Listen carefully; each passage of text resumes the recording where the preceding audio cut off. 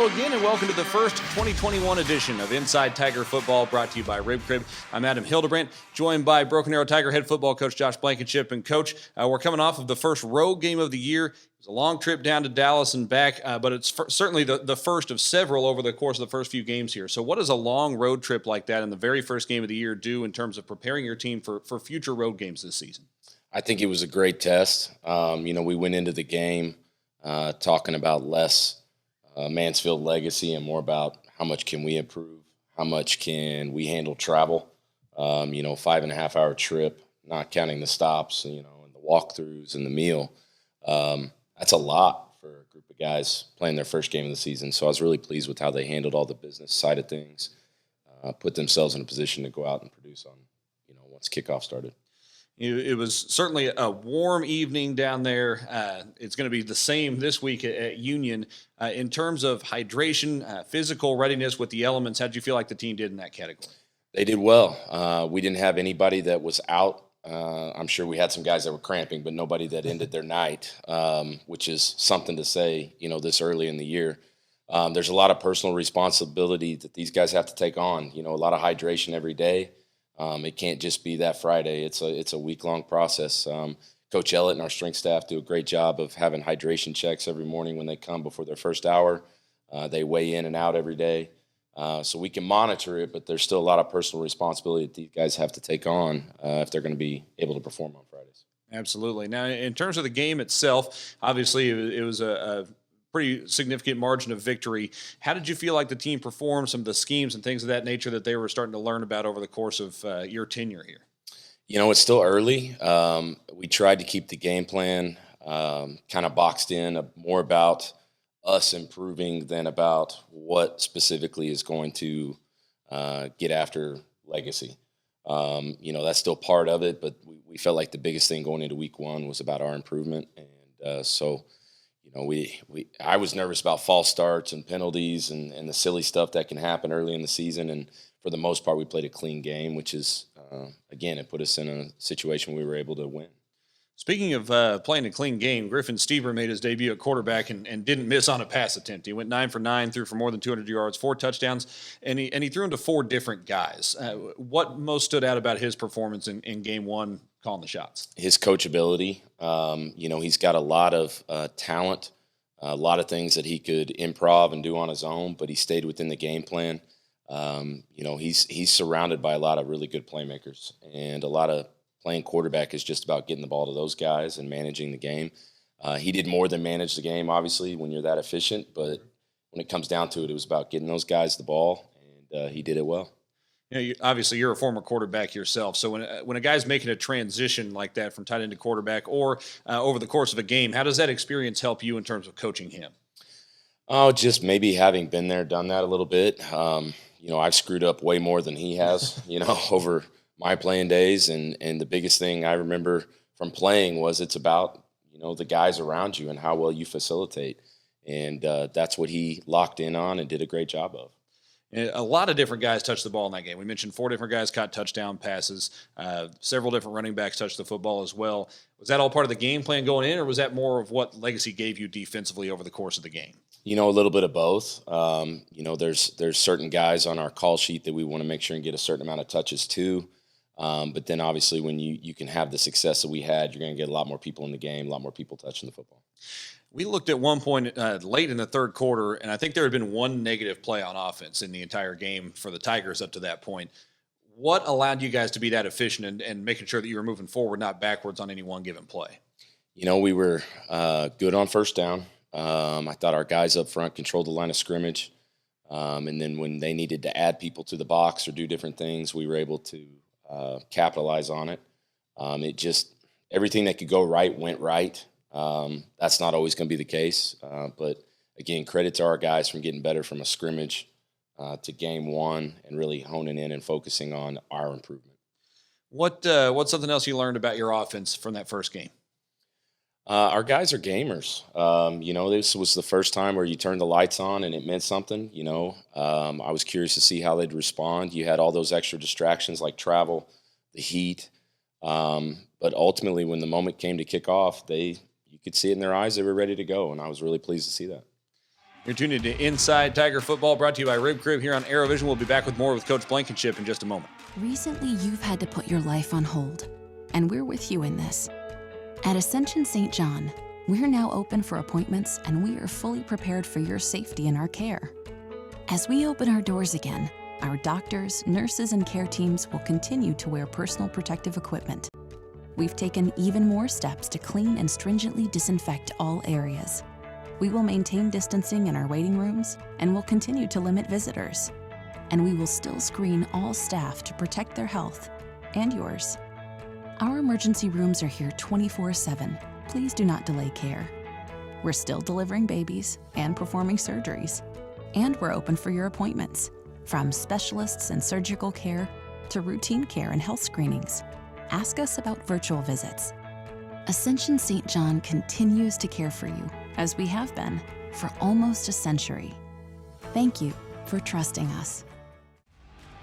Welcome back to Inside Tiger Football, brought to you by RibCrib. I'm Adam Hildebrandt alongside Josh Blankenship. And Coach, we talked about the offense and some of the first game things over the course of that first segment. Let's turn to the defensive side of the ball. And here in a few minutes, we're going to hear from Dietrich Moore. But he had a massive game. Returned that kickoff for a touchdown, but he had a pick as well, had a big stop on fourth down. What does he bring to the table as a player? He's super explosive. I mean, he could be playing about 10 different positions. Talent level, athleticism is off the charts. We really had high expectations for him coming out of the offseason. It was really neat to be able to see him produce in a bunch of different ways. But to be honest, he's nothing short of what we thought he was going to be. Obviously, at this level, you don't have a ton of sophomores that end up playing in games, but those guys who are seniors this year are on their third defensive coordinator in the last 3 years. In terms of understanding the goals on the defensive side of the football and the schemes and the fits, how'd you feel like those guys did on Friday? They did well. We talk about aligning. Their assignment is the starting point, the communication even preceding that. And they did those things to put themselves in a position to have success. We've got to tackle a little bit better was kind of the feeling that you had leaving the game. You go back and watch the film, and we actually tackled pretty well. Some of our pursuit angles were poor. Those are some things that they need to get cleaned up and have been working on this week. But the physicality that they brought was something we challenged them to do, and they did that. We didn't give up a whole bunch of big plays, a couple of third down conversions we'd like to clean up, but overall, very, very sound on defense. You've got guys from last year like that kind of made names for themselves, like Dietrich Moore, like Jadaean Floyd Wright. Then you're added in guys like Marion Horn, who's going to make an impact on the defensive side of the ball. In terms of skill-wise at positions, do you feel like you guys are at a pretty good spot compared to the Unions, the Owasso, some of those teams you're going to see this year? We'll see once we see Union and Owasso. I like our group. I like where we've got everybody. There's always some tweaking that will happen depending on injury and how healthy we are.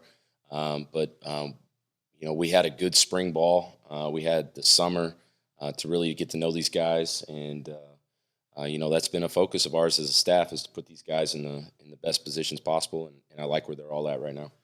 Mitchell Banning was a guy who really made an impact up front more and more over the course of last year, and then certainly was visible in that game on Friday. Those four guys up front, where are they at? What do they allow everybody else to do on the back end? Because it seemed like there were some times that they were getting pressure just with four on Friday night. Sure. They're the unsung guys a lot of times. A guy like Dietrich's going to make a lot of those tackles because the guys up front are doing their jobs. Banning's kind of the cowbell or the bell cow of that group. Extremely explosive and physical. Not really undersized as far as, girth. He's a little short. But I think that actually is something he uses to his advantage on how he can, get inside gaps and really, cause some issues for people.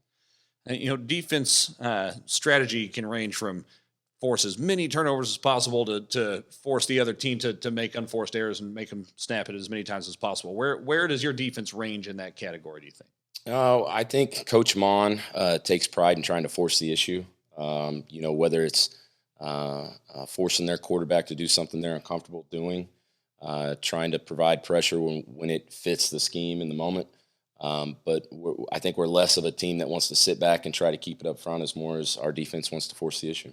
They were able to do that several times on Friday night, force a couple of turnovers. All right, we'll be back with more in just a moment. We'll have a player coming up on the other side. This is Inside Tiger Football, brought to you by RibCrib.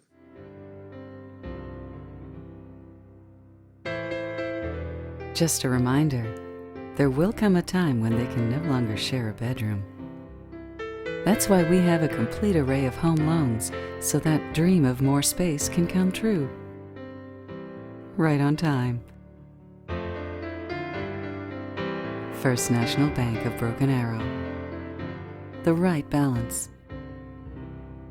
Hello and welcome back to Inside Tiger Football, brought to you by RibCrib. I'm Adam Hildebrandt, back with you, and we're joined now by Junior Linebacker Dietrich Moore, coming off of a big game against Legacy Friday night. First of all, Dietrich, you had a kick return for a touchdown in that game. First kick return for the year for the Tigers, and you end up taking it all the way to the house. You're in a spot where you have the chance to get the ball on a lot of those kicks if they come up short. What was going through your mind as you fielded that and took it to the house? Well, when I saw it coming to me, I just knew it was my time. I knew it was time to get ready and go. So I just caught it and took off, tried to run my hardest, just look for a gap. Luckily, I found a gap in the middle, and thankful from Osman, one of our frontline guys.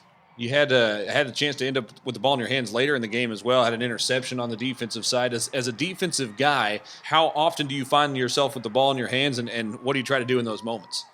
Well, as a linebacker, it's not really too often I find the ball in my hands. So, yeah, I got pretty excited. With the ball in the left hash. No protection. They're going to throw it over the right side. It's intercepted over the left side. Coming up the near side now on the interception across the 30-yard line, inside the 20. He's trying to gonna get score. inside the 10. He's going inside the 5. Touchdown, Tigers, Dietrich Moore. So you got a different defensive scheme this year, and you kind of you got better and better as the season progressed last year, really kind of made a name for yourself. What are some of the differences or changes from last year to this year in terms of what you're trying to do? Well, I feel like all offseason we've been working pretty hard, and, the whole new coaching staff and everything, it's been, like, at first it started off pretty rough, but everybody started getting a hold of it and getting together, and I feel like everybody's coming together more as a team. I feel like the chemistry's getting there, and I feel like everybody's just starting to step up and become more of a leader, like everybody on the team. As you look ahead over the course of this season for Broken Arrow football, what are some of the goals that you have in place? I just want to try to become more vocal. Like, I want to help everybody else out on the team. Like, I try to show out and just prove a point. So I'm gonna just try to do that for everybody. That's Dietrich Moore, junior linebacker, kick returner extraordinaire as well. We'll be back with more in just a moment. Finding your happy place is something special and different for everyone. You probably already know where to find yours, and TTCU Federal Credit Union can help you get there. Talk with our team. We'll give you the tools to build the financial future you want. So wherever your happy place finds you, TTCU will meet you there. TTCU Federal Credit Union. Life is better in balance. Welcome back one more time to Inside Tiger Football, brought to you by RibCrib. I'm Adam Hildebrandt alongside Josh Blankenship. And, Coach, we're going to play your alma mater this week. They got a brand-new stadium over there. What are you most looking forward to about this game? Getting to see our guys another night, a big-time environment, very, very good opponent. I think a stronger test than what we saw last week. The bigger test I thought last week was the travel, and that's not to minimize the talent that Legacy had, but I really thought it was about us. That doesn't go away this week, but it's just a jog down the road to play somebody that we know really, really well. So bigger test. I'm excited to see how our guys respond to it. And you find in Oklahoma high school football a lot, especially at the 6A2 level, this first part of the season where you're still working on a lot of things, you're not into district play yet. It's kind of that first third of the season, so to speak. But then at the same time, you got a big rivalry game that you want to, obviously try to win. How do you balance those two things? Big game versus we're still trying to learn about our team. If you have 10 regular season games outside of district play and the value that the district play sets up for the playoffs, I always talk to the guys about the fact that they're going to turn the scoreboard on. What could matter more? So the rivalry is bonus. How familiar the opponent is bonus. It still comes down to us and how much better we're going to improve week in and week out. I know it sounds silly to the average fan that the opponent doesn't matter, but that really is the case. There's an added element of the quality of the opponent and the test that that's going to provide, but it's really about us improving week to week. What do you expect from a football team coached by Coach Frederick? They're going to be very sound on defense, and he'll adjust well as the game goes on. So he's not a guy that if you can find something that he's going to allow you to keep tapping into that throughout the game, he'll adjust and do that well. Special teams are always going to be very sound, if not explosive, and something that can give him an edge in the game. And then offensively, I'm very familiar with Coach Maddox and what he did back when he was at Jinx, and the scheme that he provides and puts his guys offensively in a position to be good. Broken Arrow and Union coming up Friday on ArrowVision. We'll talk to you then. Thanks for tuning into this edition of Inside Tiger Football, brought to you by RibCrib.